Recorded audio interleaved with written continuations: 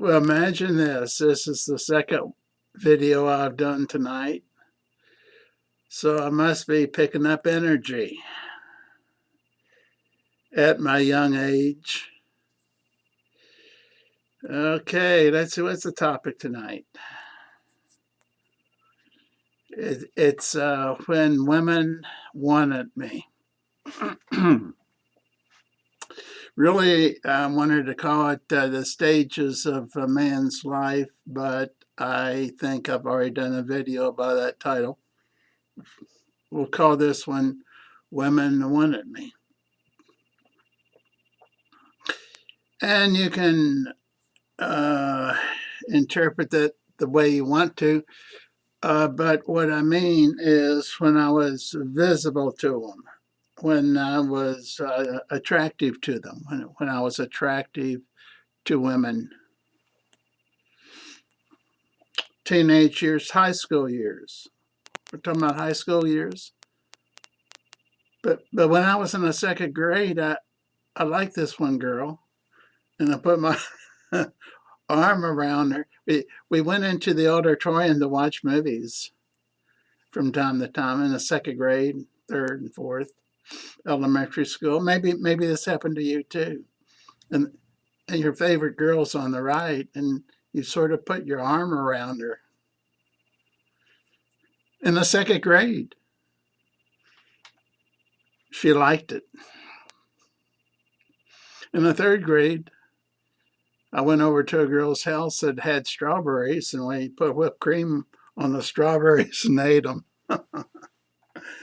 She never asked me over again, but it was fun. I always wondered when we were going to get together again. Well, I joined Demolays. Demolays is like Eastern Star, and the Masons and Demolay. Demolay is um, like the Masons, but you're not old enough yet. But they had dances. They had their own version of girls that were like Demolays. They were under the Eastern Star, but I can't remember what they were, what their official title was. We went to dances. Teenager then, and not being popular in my high school, I went ahead and um, dated any opportunity I could. I even went from Louisville on a Greyhound bus to Fort Knox, where I met girls at these Demolay dances at the Brown Hotel in Louisville. We would meet there. Dances between the Demolays and the Eastern Star daughters, and they would say today and hook up, but it wasn't really hooking up like they talk about today. It was you write down the phone number and you call them up and arrange to get together, which I did on a Greyhound bus. Yeah, on a Greyhound bus. Spent 25 cents quarters, dropping it into a phone booth. You had to put in, I think it was $1 or $2 to call from Louisville to Fort Knox. And then they tell you you're getting ready to cut you off if you don't put in another 4 or 5 quarters. So I went to Fort Knox, got off at the uh, wherever they let you off, and she'd meet me there. And yeah, I was visible then. I was up and going. I was up and going. And then at the same time, since I wasn't popular in high school, I would date girls at the Catholic schools, Catholic private schools. I was in the what you call the public school system. Not such a bad thing since most people were, but the girls that were in the uh, private girls' schools had sock hops. sock, S-O-C-K, hops. And that's dances. And you didn't have to, all you need to do is be a teenage guy to go there. And I tried to go to them all. Had some good times dating them. Had to borrow my dad's car. Didn't have a car of my own. What was my age? 16, 17, not quite 18, because I think I went to college at 18. And that was a mess. I didn't have a car there, so I go to the, oh Lord, I went to the highway and hitchhiked, and other teenagers would pick me up and take me to their parties. That's when I was young and visible, desirable. In some cases, desirable. Yeah. Some of the girls really wanted to date me. Not from my school. They knew I was shy, bashful, and what would you say? Not outgoing. I wasn't a ball player. I wasn't in sports. They weren't interested. So you got the picture. I left high school and went to a college, too small of a college, almost failed out. Kentucky Southern College at that time.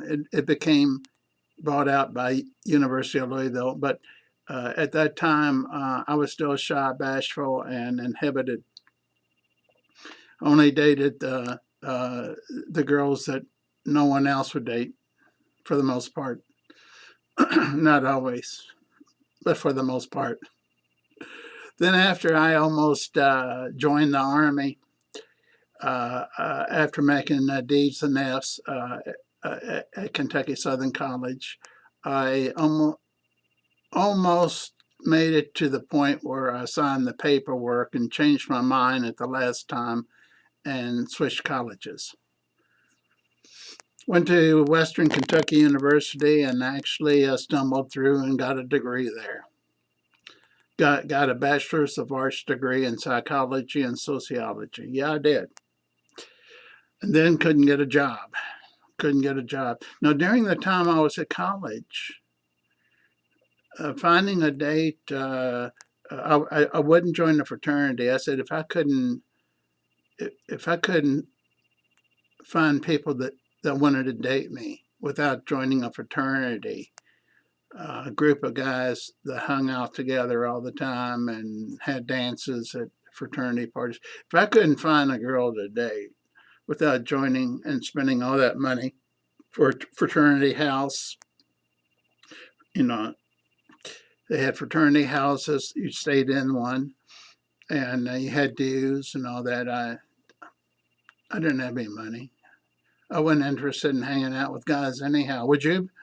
If you were me, would you be interested in hanging out with a bunch of guys all the time and paying money to do it? Not me. So I did actually do pretty good there, dating people while I was in college. I was still visible. I was still likable. I was still looking pretty good. Now, we moved out of that, and I became crippled, mentally crippled. I couldn't get a job, even though I had a college degree. Nobody'd hire me. I tried to go to graduate school. Graduate school at University of Kentucky told me that with my low grades, even though I graduated with my low grades at Western Kentucky University, University of Kentucky would not accept me to work on a master's degree or a PhD degree in psychology.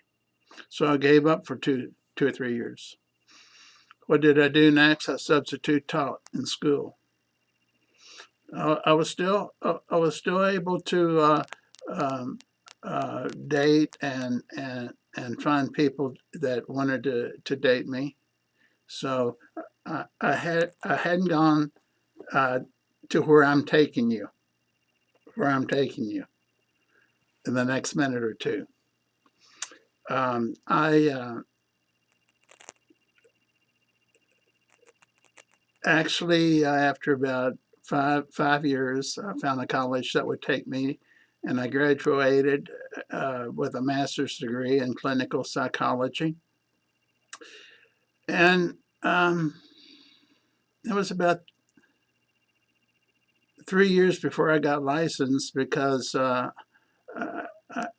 was so nervous I couldn't pass the test. And I know that seems kind of strange because here I am talking to you like I like I'm not nervous. But when you have five people on the board of psychology staring at you and reading notes and recording you, you get nervous. So I got nervous. Third time I passed it. So I'm not going to tell you about the anxiety that I went through during those years that I was preparing to take it if I ever took it again, which I did pass it. And I was in the mental health field from then on till lately. And I, I will say this. This is what I've noticed. Um, I go to see people occasionally in nursing homes and uh,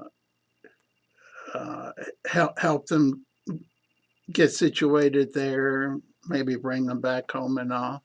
And at my age right now, I'm invisible. I've gone from being desirable to being invisible. There was a period of time before now that I was invisible. That means that everybody would look the other direction. They wouldn't say hi and all that. So anyhow, I was invisible. Then I switch over to now being cute. I'm cute because I'm old and I still joke around. I'm not quite invisible. They acknowledge that I'm there, but I'm cute. I'm not dateable. I'm not the type they want to date. And I'm not invisible. They're not ignoring me, but they're tolerating me. If I try to joke with them like I joke, um, they'll they'll think, well, is he strange or just cute? Yeah, yeah, I'm now cute. I've got a wrinkled spot to prove it that I'm getting older. I think I can show it to you.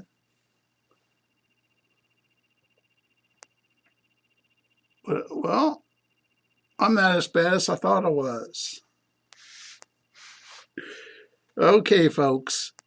Um, that's the stages of the man's life. Now that we're cute, now that I'm cute, unless I go into a nursing home. And the people that work there are young in their 20s and 30s. They don't see me anymore, or they think I'm cute. The older people, 70s and 80s, they say, come over here, honey, talk to me. This is the stages of the man's life. Hope you enjoyed this little humor, and I will be back. If you liked it, hit like if you want to. If you want to subscribe, I'm going to try to do this more often. I'm going to leave the camera on. I finally got this thing working again, this 20-year-old Dell computer with an external Logitech camera on it. So we'll talk later. Join me later on. Bye.